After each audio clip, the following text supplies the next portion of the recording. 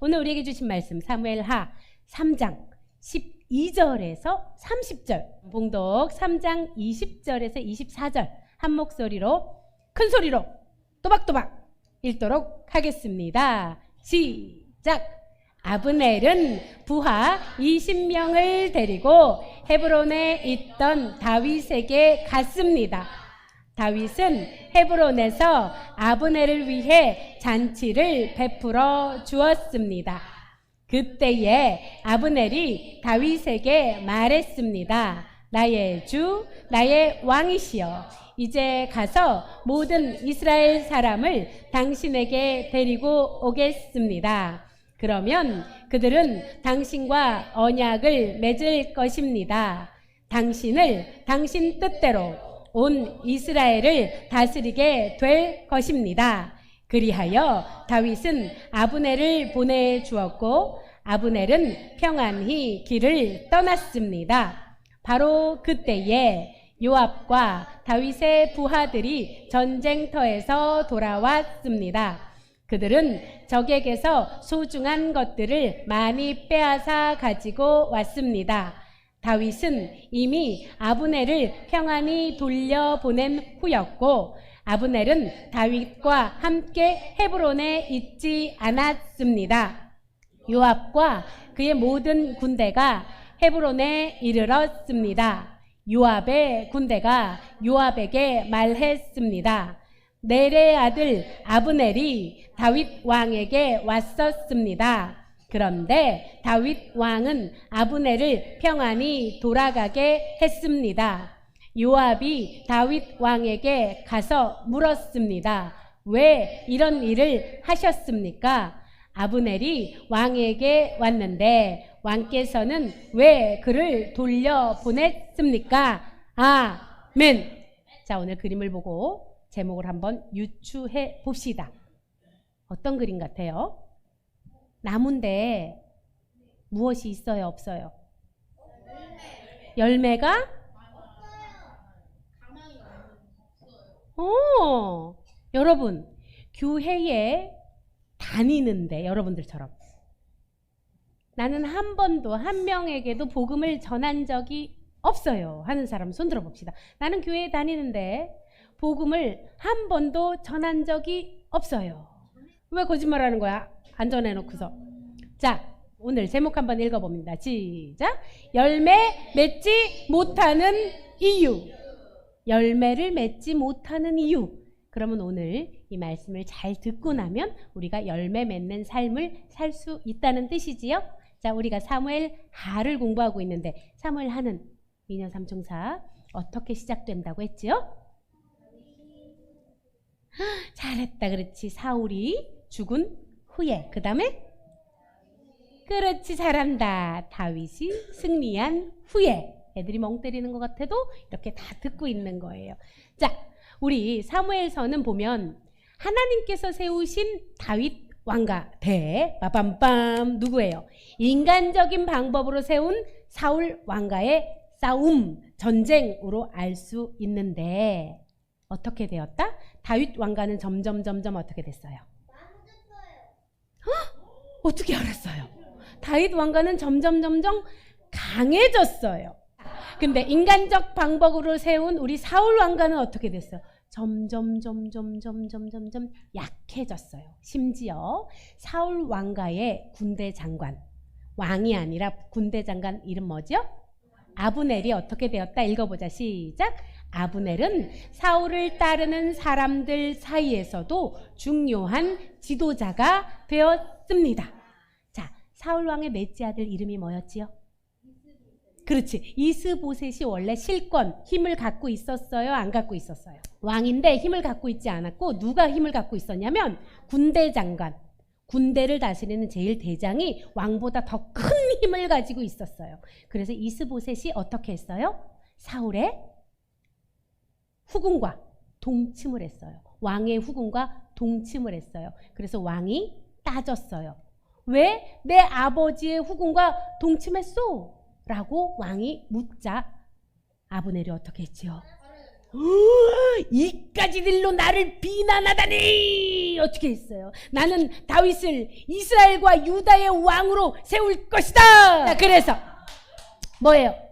뿡뿌뿡뿡 뿡뿡 방귀 낀 놈이 성낸다 지난주에 했지요. 방귀 낀 놈, 이 방귀 낀 그러니까 나쁜 짓을 먼저 한 아브넬이 왜 이렇게 화가 났다고? 왜 화를 냈냐면 이거예요. 내 판단이 다 옳고 내 계획이 다 옳고 감히 누가 나를 건드려 내 안에 내가 살아서 그래서 아브넬이 뭐예요? 내가 가득 차 있으니까 뭐예요? 감히 왕이라고 그래서 화를 내었어요. 이 안에는 하나님이 있었어요? 없었어요?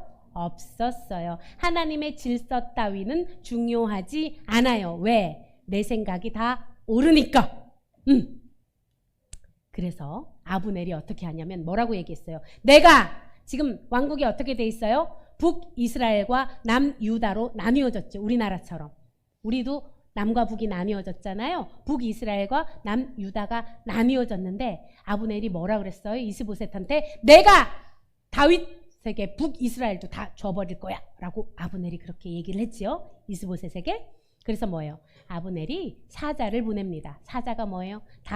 아브넬의 편지를 써서 다윗 왕에게 보내요. 그 내용을 한번 읽어봅시다. 시작. 이 땅을 장차 누가 다스리겠습니까? 나와 언약을 맺읍시다. 그러면 당신이 온 이스라엘의 왕이 되도록 도와드리겠습니다. 군대 장관 아브넬이 이스보셋을 제끼고 다윗 왕한테 사자를 보내서 뭐래요? 내가 당신과 언약을 맺으면 당신은 왕이 될 수 있어 라고 사자를 보냅니다. 다윗 왕이 어떻게 했을 것 같아요? 다윗이 이렇게 얘기합니다. 다윗 왕처럼 한번 읽어봅시다. 시작. 좋소. 당신과 언약을 맺겠소. 그러나 당신이 사울의 딸 미갈을 나에게 데리고 오기 전에는 당신을 만나지 않겠소. 여러분 기억합니까? 미갈이 누구였어요? 근데 다윗의 아내였잖아요. 그죠? 다윗의 아내인데 다윗이 왜 아브넬에게 이런 말을 했을까요? 왜 한 거? 아내를 사랑해서 우리 현성이 세상에 그렇지 아내를 너무 사랑해서 너무 보고 싶어서 내 아내를 데려와야지만 내가 너와 언약을 맺겠다 이랬을까요? 아니면 지금 아브넬이 하는 말이 이게 진짜일까 가짜일까 이렇게 의심해서 했을까요? 그 뒤에 성경에서 다윗이 왜 이렇게 얘기했는지 나와 있어요. 우리가 추측해 볼 수 있습니다. 그런데 아브넬이 누구한테 사신을 보냈다고요? 다윗 왕한테. 그러면 다윗 왕이 또 사신 편지를 보내면 누구한테 다시 돌려보내야 되죠? 아브넬한테 보내야 되잖아요. 그런데 어떻게 하냐면 아브넬이 다윗한테 편지를 보냈는데 다윗이 이 답장을 아브넬에게 보내지 않고 이스보셋에게 보내요. 뭐라고 얘기를 하냐면 이스보셋 왕한테 내 아내 미갈을 돌려주시오. 미갈은 다윗이 사울의 딸 미갈을 얻을 때 무엇을 하고서 얻었는지 기억나요? 그렇지 맞았어. 블레셋 사람 포피 100개를 가져오면 아내 미갈을 주겠다 했는데 200개를 가져와서 어떻게? 나는 미갈과 결혼하기 위해서 블레셋 사람 100명을 죽였어. 원래 200명 죽였는데 100명만 죽여도 그 조건이 형성되기 때문에 그 조건을 얘기하는 거예요. 이 말을 하는 이유가 뭘까 얘들아? 내가 미갈을 데려오기 위해서 블레셋 사람 포피 200개를 그치 가져왔어. 100명을 죽였어 라는 건 뭐냐면 자 보세요. 왕이 원래 첫 번째 왕 누구였어요? 원래 왕은 어떻게 됩니까? 왕의 자손 이렇게 맞아요? 그렇게 이거를 뭐라 그러지? 후계자 계승한다고 하죠. 뭐예요? 나는 왕에게 블레셋을 죽여서 왕의 딸 미갈을 내 아내로 맞이한 정통이 있는 사람이야. 왕위 계승에 아무런 문제가 없는 사람이야. 라고 도장을 꽝 찍는 역할도 하는 거예요. 무슨 말인지 알겠어요? 내가 사울의 정말 정식 사위야. 미가를 데려와. 뭐예요? 왕으로서의 명분을 얘기하는 거예요. 여러분들 정치를 조금 보다 보면은 정치인들이 그런 얘기를 되게 많이 명분을 내세운 거예요. 그래서 뭐예요? 군대 장관 아브넬에게 편지를 보내지 않고 내가 왕이니까 왕 이스보셋한테 내 아내 미가를 주시오. 그러면 내가 언약하리다 라고 하는 거예요. 그런데 당시 미갈은 다윗이 떠나고 나서 사울을 피해서 도망 다닐 때 미갈은 혼자 있었어요? 아니면 다른 남자랑 결혼을 또 했어요? 맞아요. 사울이 열받아서 뭐예요? 미갈을 다른 남자 발디엘이라는 사람한테 부인으로 줘버렸어요. 왜? 다윗이 너무 싫으니까. 그래서 발디엘과 미갈은 같이 살고 있었는데 갑자기 미갈을 데려오라고 하니까 어떻게 했겠어요? 데려와야 되잖아요. 언약을 맺으려면. 그래서 데려오는데 성경에는 이렇게 나와 있어요. 이 발디엘이 미갈을 돌려보내는데 보내는 끝까지 언덕까지 따라와서 엉엉엉엉 울었다. 근데 울었는데 이 사람은 아브넬인데 지금 아브넬이 뭐라고 하는 것 같아요? 돌아가거라 라고 얘기하자 발디엘은 어떻게? 깨갱 돌아갈 수밖에 없어요. 왜? 이때 제일 힘센 사람 누구였어요? 아브넬. 왕보다도 힘이 센 아브넬의 이야기를 들을 수밖에 없었어요. 발디엘은 돌아갔어요. 그리고 나서 하나씩 척척척 아브넬의 계획대로 되는 듯 합니다. 아브넬이 북이스라엘 장로들을 다 모아요. 뭐예요? 장로들을 왜 모았을까? 다윗을 이스라엘 왕으로 이제 세워야 되잖아, 그지? 그러면서 자기가 이렇게 얘기하는 거예요. 여러분이 여러 번 다윗을 왕으로 세우기를 원했소. 응? 여호와께서도 말씀하셨는데 다윗의 손을 통해서 블레셋으로부터 이 땅 이스라엘을 구원하겠다 하셨으니 다윗을 왕으로 세우는 게 옳지 않겠소? 라고 북이스라엘 장로들한테 얘기하는 거예요. 그러면서 뭐라고 해요? 당신들 그 일을 하려고 했으니까 이제 그 일을 하시오. 여러분 근데 한번 살펴봅시다. 장로들이 여러 번 다윗을 왕으로 세워달라고 요구했다. 이거를 할 수 있었을까요? 못했을까요? 아브넬이 이렇게 힘이 센데 그런 얘기 못해요. 근데 뭐라고 얘기해요? 아브넬이 그렇게 너희들 마음속에 그거 원하잖아. 다윗을 왕으로 이스보셋 저렇게 바보처럼 허울밖에 없는 저런 바보 이스보셋 말고 다윗 왕이 북이스라엘과 남유다를 다 다스렸으면 좋겠지? 그러니까 내가 다윗을 왕으로 세우게 허락해 줄 테니까 너희들이 이제 그 일 해. 뭐예요? 다 내 덕인 줄 알아. 내가 판을 깔아주는 거야. 알았지? 내가 해준 거야. 내가. 자, 아브넬이 잘하는 거 뭐다? 내가. 그러면서 아브넬이 또 베냐민 지파가 사울 왕을 배출해낸 베냐민 지파 있죠. 거기 장로들한테도 찾아가서 똑같이 얘기합니다. 어차피 하나님께서 계획하신 거야. 그러니까 내가 다윗 왕과 다리를 잘 놔줄 테니까 내가 할 테니까 잘 따라와. 그리고는 아브넬이 부하 몇 명? 20명과 함께 어디로 가냐면 남유다 헤브론 다윗을 만나러 갑니다. 여러분 지금 북이스라엘과 남유다는 어떤 상황이에요? 전쟁 상황이에요. 전쟁 싸우고 있는 상황이에요. 그런데 아브넬이 군사를 20명만 데리고 적군에 왔대요. 좀 이상하지 않아요? 보통은 전쟁 상황이면 몇 명을 끌고 와야 돼요? 엄청 많이 끌고 와야 되지. 왜? 위험할 수 있으니까. 다윗 왕이 자기를 죽일 수 있으니까. 그런데 20몇 명 데리고 왔다. 이 말은 어떤 뜻이에요? 아브넬은 무슨 생각을 하고 있었어요? 다윗 왕은 날 죽이지 못해. 난 괜찮아. 안전해. 왜? 다윗 왕도 왕이 되고 싶어서 날 죽일 순 없을 거야. 난 괜찮아. 이런 마음을 가지고 20명만 데리고 온 거예요. 그러자 이 아브넬이 생각한 것처럼 다윗 왕이 맞아요. 성대하게 만찬을 차려줍니다. 아브넬을 먹고 마시고 아브넬을 대접해요. 그랬더니 또 아브넬이 이렇게 얘기합니다. 한번 아브넬처럼 읽어볼까요? 시작. 내 주 왕이시여 제가 가서 이스라엘 사람들을 당신에게 데리고 오겠습니다. 그러면 당신 뜻대로 온 이스라엘을 다스리게 될 것입니다. 내가 북이스라엘 사람들을 다 데리고 올 거예요. 그러면 당신은 왕이 될 거예요. 자, 아브넬은 무엇을 하고 있는 거예요? 내가 당신을 왕으로 세워준 거예요. 그러니까 내가 누군지 꼭꼭 기억하세요 라고 얘기를 하는 거예요. 뭔지 알겠어요? 그래서 통합, 북이스라엘과 남유다가 대통합이 되어도 내가 2인자라는 사실을 알아줘야 돼요 라고 얘기를 하는 거예요. 그때에 많은 전리품을 가지고 요압, 남유다의 군대 장관이지요. 요압이 헤브론으로 돌아옵니다. 그때에 어떤 사람이 요압한테 말을 해요. 아브넬이 다윗 왕에게 왔었는데 다윗 왕은 아브넬을 평안하게 돌려보냈습니다. 이렇게 얘기를 해요. 그러자 요압이 어떻게 생각했을까요? 배신? 못마땅하죠. 왜? 그래서 요압이 다윗 왕한테 따집니다. 뭐라고 따집니까? 왜 아브넬을 그냥 돌려보냈습니까?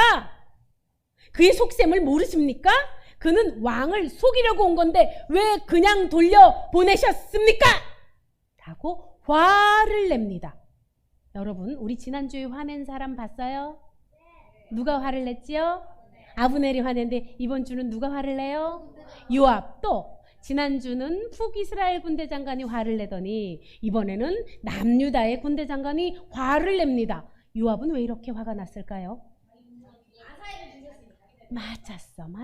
맞았어. 아브넬이 누구 죽였어요? 아사엘이 누구예요? 자기 셋째 동생을 죽였단 말이에요. 그런데 다윗 왕이 아브넬을 그냥 보내? 부글부글. 그래서 다윗 왕에게 묻지도 않고 요압이 무슨 짓을 하냐면 막 쫓아가요. 아브넬을. 사자를 보내요. 사람을 보낸다는 뜻이에요.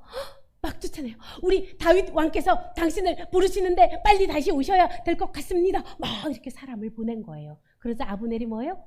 나한테 뭐 선물 줄 걸 잊으셨나? 그리고 이제 또 다시 가는 거예요. 다시 돌아왔어요. 그런데 이곳은 어디냐면 헤브론 성 안으로 들어오라 그래요. 누가? 요압이.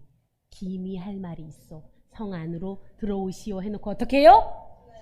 배로 배를 찔러서 아브넬을 죽입니다. 요압이. 자, 성경에는 이렇게 써 있어요. 시작. 아브넬이 요압의 동생 아사헬을 죽인 일이 있었기 때문에 원수를 갚기 위해 요압은 아브넬을 죽인 것입니다. 라고 성경에 쓰여 있어요. 분명히 왜 죽였다? 원수를 갚기 위해. 내 동생을 죽였으니까 나도 너를 죽일 거야 하고 원수를 갚기 위해 죽였다. 그런데 다윗 왕이 뭐라고 얘기를 하냐면 이 사건을 두고 다윗 왕이 이렇게 얘기합니다. 자, 읽어봅시다. 시작. 내 나라와 나는 여호와 앞에서 영원히 죄가 없다. 이 일은 요압과 그의 집안에게 책임이 돌아갈 것이다. 그 집안에 유칠병 환자나 나병 환자, 다리 저는 사람이 끊이지 않을 것이다. 그의 집안 중에 전쟁에서 죽는 사람과 굶주리는 사람도 끊임없이 나올 것이다. 얘들아, 저주지, 그지? 다윗 왕이 왜 이렇게까지 요압에 대해서 저주를 할까? 자, 우리가 한번 잘 생각해 봅시다. 나한테 잘해주는 친구가 있어. 나와 친한 친구가 있어요. 그런데 누군가가 그 친구의 동생을 해쳤어요. 그치? 그래서 그 친구가 그 사람을 해쳤어요. 그런데 그 사람을 해쳤다고 해서 내가 이 친구를 막 저주를 해요. 뭔가 좀 이상하지? 이거를 여러분이 오늘 잘 알아야 돼요. 여러분 열매 맺고 싶지요? 열매 맺는 삶을 살고 싶지요? 그렇다면 이 비밀을 알아야만 합니다. 열매 맺는 삶을 살기 위해서 여러분들 보세요. 다윗 왕은요, 무엇을 바라보고 있었을까요? 여러분, 하나님의 꿈이 무엇이었어요? 하나님의 꿈은 북이스라엘과 남유다가 하나 되는 게 하나님의 꿈이에요. 맞아요? 다윗 왕은 그것을 꿈꾸고 있었어요. 비록 악인일지라도 아브넬을 사용하셔서 하나님께서 북이스라엘과 남유다를 하나로 만드시는구나. 그래서 아브넬을 용숭하게 대접을 잘하고 돌려보냈던 거예요. 왜? 자기의 욕심이 아니라 하나님의 꿈을 이루기 위해서 다윗은 아브넬을 대접했던 거예요. 맞습니까? 그런데 보세요. 당시 보세요.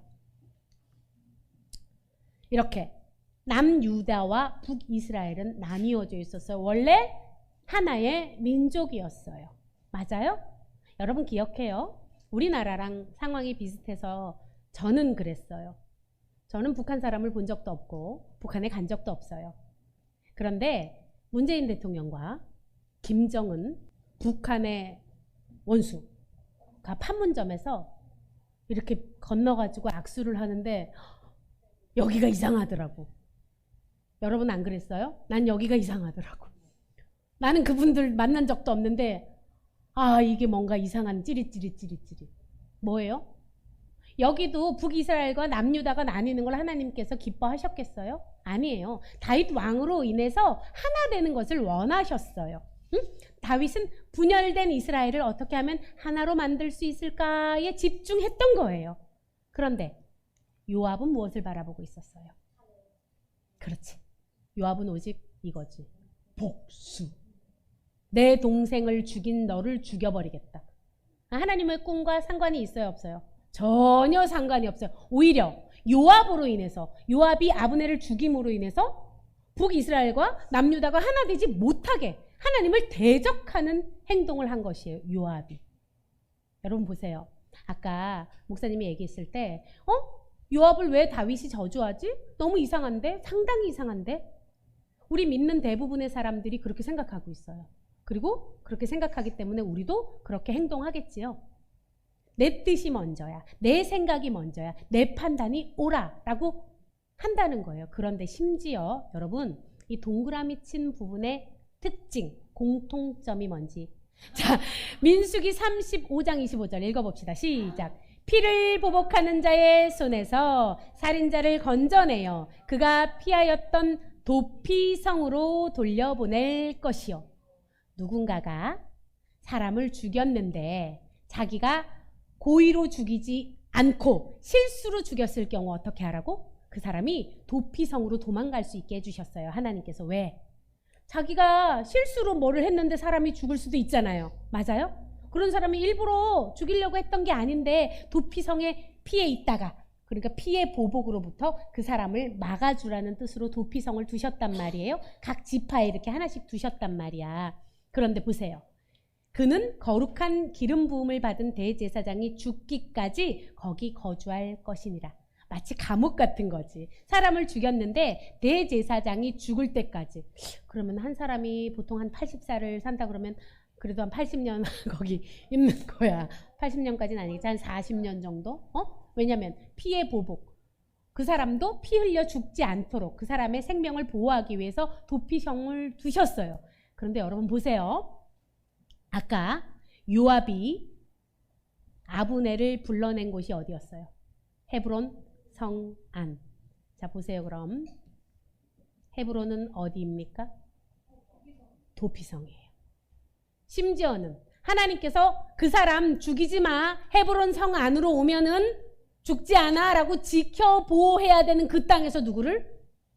아브넬을 죽였어요. 뭐예요? 요압은, 군대 장관 요압은 뭐예요? 응? 우리가 알고 있어요. 우리가 이전에 아브넬이 아사엘을 죽이고 싶어 했어요? 아니에요. 오지 말라 그랬어요. 가라고. 내가 그러면 나중에 통일이 될 건데 그 네 형을 어떻게 보냐. 가라 아사엘아. 그런데 아사엘이 어떻게 했어요? 끝까지 쫓아간다. 난 너를 잡겠다. 하다가 어떻게? 우연히 야 절로 가. 창을 이렇게 했는데 죽었단 말이에요. 아브넬은 도피성에 들어가면 사실은 죽지 않았어야 되는 거예요. 맞습니까? 헤브론 성 안에서 죽어서는 안 되는 사람이었어요. 누구? 하나님의 율법에 의해서는. 아브넬과 요압은, 아브넬도 나나나나, 요압도 나나나나. 왜 이렇게 행동했다고요? 하나님의 뜻은 중요하지 않고 내 판단이 다 옳고 내 계획이 다 옳고 내가 다 옳아. 다윗 왕은 틀렸어. 아브넬을 살려보낸 다윗 왕은 틀린 거야. 그러니까 다윗 왕이 잘못했으니까 어떻게? 내가 너를 처단하겠다. 그리고 아브넬을 죽인 거였어. 여러분 잘 보세요. 이런 사람 안에는 하나님이 없어요. 하나님이 중심되지 않는다는 뜻이에요. 그런데 우리가 앞서 보았던 것처럼 우리도 크리스찬인데 오히려 누구를 더 이해해요? 요압을 더 이해해요. 맞습니까? 다윗 왕이 도대체 요압을 왜 저주하는 거야? 다윗 왕이 이상하네. 여러분 그렇게 느껴지지 않습니까? 요압이 당연한 일을 했는데 왜 그러는 거지? 여러분 잘 보세요. 하나님의 창조 질서의 특징이 있습니다. 한번 읽어봅시다. 시작. 공생, 상생, 영생. 자, 이거 공생이 무슨 뜻인지 잘 모르겠지? 공생. 자, 공생의 뜻 한번 봅시다. 시작. 서로 도우며 함께 살아감. 하나님의 뜻은 뭐예요? 도와주고 안아주고 나눠주고 업어주면 하나님은 공생의 삶을 창조 질서로 세우셨어요. 또 상생은 무엇이에요? 너 정말 잘한다. 너도 잘한다. 서로 북돋아주면서 함께 잘 살아가는 게 상생이에요. 뭐예요? 너만 잘 되는 게 아니라 너도 잘 되고 나도 잘 되고 너도 다 잘하고 너도 잘하고 너도 칭찬받고 너도 칭찬받고 이것이 상생이야. 서로 윈윈 되는 것. 영생은 우리 너무나 잘 알지요? 천국에서 예수님과 함께 영원히 살아가는 것. 그런데 여러분 아브넬과 요압은 하나님의 질서를 따랐을까요? 안 따랐을까요? 안 따랐어요. 이들은 이 질서를 따랐어요. 누구 질서? 인간의 질서를 따랐어요. 인간의 질서는 어떤지 봅시다. 내가 빨리 가야 돼. 저리 꺼져! 너 내가 더 윗사람이야. 알아서 기어. 내가 하라면 해야지. 어따 대고 말대꾸야. 밟아! 또 다음 세대가 죽든지 말든지 여자들끼리 결혼할 수도 있지 뭐. 그래서 정자 기증받아서 우리 동성애가 오라. 다음 세대는 다 사라져도 상관없어. 왜? 나만 행복하면 되니까. 또 공장에서 연기를 왜 뿜어댑니까? 더 많이 팔아야 돼. 더 많이 돈 벌어야 돼. 나만 부자 되면 돼. 인간들이 만들어내는 질서라는 것은 뭐예요? 파멸이고 상극이고 분열이에요. 보세요. 파멸의 뜻은 뭐예요? 파괴되어서 없어져요. 상극은 마음이 안 맞아서 늘 충돌해요. 인간의 특징이에요. 왜? 내가 옳거든. 너는 다 틀렸어. 나만 옳아. 그러니까 내 뜻에 꿇어. 이게 인간의 질서의 특징이에요. 또 분열. 뭐예요? 다 찢어져서 나뉘는 것. 아브넬이 하고 있는 것, 요압이 하고 있는 건 바로 이거예요. 여러분 그런데 우리가 아브넬과 요압과 다르게 살아가나요? 여러분 오늘 우리 제목이 뭐였어요? 열매 맺는 삶. 열매를 맺기 위해서는 여러분 성경에 이렇게 나와 있는데 어떤 나무가 열매 맺는지 나와 있어요. 보세요. 열매 엄청 많이 맺었네. 이 나무의 특징이 뭘까요? 봐. 시냇가에 심은 나무가 철을 따라 열매를 맺으며 그 잎사귀가 마르지 아니함 같으니 그가 하는 모든 일이 다 형통하리로다. 아멘. 여러분이 하는 모든 일이 열매 맺기를 바라십니까? 그러면 어떻게 해야 되죠? 나무가 사막에 심겨 있으면 됩니까? 시냇가에 심겨진 나무여야 된다는 거예요. 생명 주시는 여러분, 나는 포도나무요 너희는 가지라. 그가 내 안에 내가 그 안에 거하면 어떻게 되지요? 사람이 열매를 많이 맺나니 나를 떠나서는 너희가 아무것도 할 수 없음이라. 우리 이거 암송해서 알고 있죠? 요한복음 15장 5절 말씀 뭐예요? 우리가 포도나무, 나는 포도나무, 포도나무가 누구예요? 우리예요? 아니에요. 예수 그리스도께서 포도나무예요. 그런데 그 포도나무의 가지에 딱 붙어 있으면 어떻게 된다? 자동적으로 열매는 맺혀요. 그런데 그 생명이 뚝 끊어져 있으면 나한테서 나가는 건 다 뭐다? 아까 얘기한 거. 인간들이 하는 거. 내가 오라. 내 판단이 옳고 내 계획이 옳고 다 내가 오라. 나. 너는 나를 위해 존재하는 사람이야. 이렇게 되는 거. 자기 중심적으로 바뀌는 거예요. 여러분, 이거 어떤 비유 같아요? 그렇지. 마음밭. 가시떨기의 비유에 여기 가시떨기에 씨를 뿌리면 열매 맺어요? 못 맺어요? 못 맺어요. 왜 못 맺는지 이렇게 성경에 나와 있습니다. 한번 읽어보세요. 시작. 또 어떤 이는 가시떨기에 뿌려진 자니 이들은 말씀은 듣기는 하되 세상의 염려와 재물의 유혹과 기타 욕심이 들어와 말씀을 막아 결실하지 못하게 되는 자요. 자, 보세요.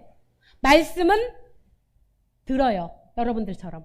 주일날 말씀은 다 들어요. 그런데 열매를 못 맺는 이유가 뭐다? 세상의 염려, 재물의 유혹, 기타 욕심이 쑥 들어와서 말씀을 막는데요. 반사! 하나님의 말씀이 싹 심겨져서 30배, 60배, 100배 열매를 맺어야 되는데 뭐예요? 내 마음밭이 반사! 하나님 말씀 반사! 나! 이렇게. 여러분, 우리 한번 자신을 잘 돌아봅시다. 하나님 말씀이 잘 심겨지려면 내 마음밭이 옥토가 되어야 돼요. 기경이 되어야 돼요. 하나님께서 사랑한다 라고 말씀하셨는데 나한테 뭘 뜯어먹으려고 그러시는 거지? 헌금을 더 내라고 그러시나? 이렇게 여기서 이상한 해석을 하는 사람이 있어요. 많아요. 자, 보세요. 우리의 모습입니다. 우리의 모습이야. 싫다고! 회사 가기도 싫고, 일하기도 싫고, 밥하기도 싫고, 애 키우기도 싫고, 다 싫고, 공부하기도 싫고, 학교 가기 싫고, 다 싫어. 털썩. 한번 읽어봅시다. 시작. 하나님이 보시기에 좋은 길을 택할 때 반드시 열매를 맺습니다. 아멘. 그렇다면 내가 하는 모든 일이 브레이크가 걸려. 열매가 없고 영 안 돼. 그러면 내가 지금 무슨 길을 택하고 있는 거예요? 내 보기에 좋은 길을 택하는 거예요. 하나님 보시기에 좋은 길을 택할 때는 시냇가에 심은 나무처럼 열매를 맺습니다. 그런데 내가 보기에 좋은 뜻 가운데 나를 주장하면 어떻게? 다 파괴가 되고 분열이 돼요. 이어 기도하도록 하겠습니다. 여러분, 이 세상은 우리 나그네 길이에요. 왔다가 다시 돌아갑니다. 그런데 어떻게 살아갈지는 우리가 결정하는 거예요. 나만 주장하는지 살아가는 동안에 잠잠히 고백해 봅시다.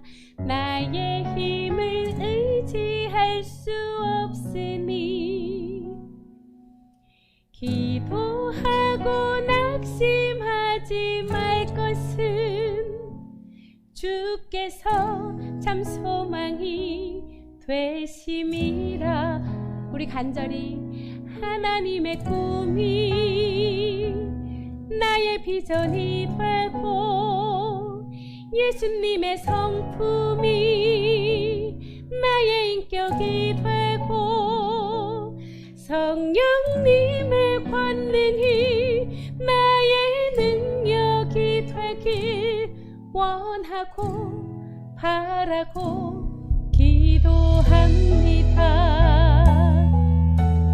우리 이 시간 기도할 텐데 자기 자신을 한번 잘 돌아봅시다. 내가 과연 다윗처럼 언제나 하나님 보시기에 좋은 길을 택하는지, 아니면 아브넬과 요압처럼 내가 중심이 되어 내 판단, 내 생각에 옳은 대로 행하여 분열과 파탄과 화를 내는지.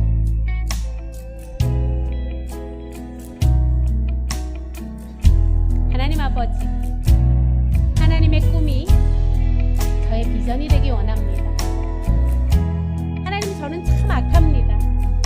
제 속에 선한 것이 아무것도 없습니다. 나에게 맡겨진 것들 다 귀찮고 하기 싫고 생색을 내야지만 적성에 풀리고 인정받고 싶고 나만 잘한다고 나만 주장합니다. 주님, 이 연약함을 용서하여 주시옵소서. 예수님의 성품을 담기 원합니다. 내가 드러나지 않아도 하나님 보시기에 좋은 뜻을 택할 때 그저 감사하고 겸손히 무릎 꿇는 자 될 수 있도록 축복하여 주시옵소서. 그리하여서 나를 통해 나를 만나는 모든 가정, 이웃, 나의 가족이 예수님의 사랑을 맛보길 원합니다. 주여, 사랑의 도구로 사용하여 주시옵소서.